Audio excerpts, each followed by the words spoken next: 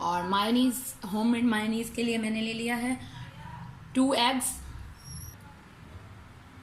2 eggs ले लिए हैं मैंने। 1 कप ऑयल ले लिया है। 1/2 टेबल स्पून मैंने काली मिर्च ले लिया। 1/2 टेबल स्पून मैंने ले लिया है नमक, और 1 टेबल स्पून मैंने लिया चीनी, और ये मैंने लिया है एक लीमू लिया है, और 1 टेबल स्पून लिया है मैंने सिरका। अब हम ये तमाम चीज़ें डाल देंगे इस ब्लेंडर में। तो ब्लेंडर में मैं ये नमक, चीनी और काली मिर्च डाल रही हूँ।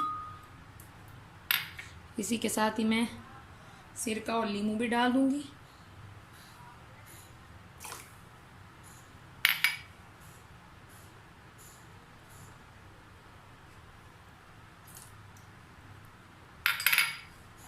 ब्लेंडर को करूँगी मैं बंद।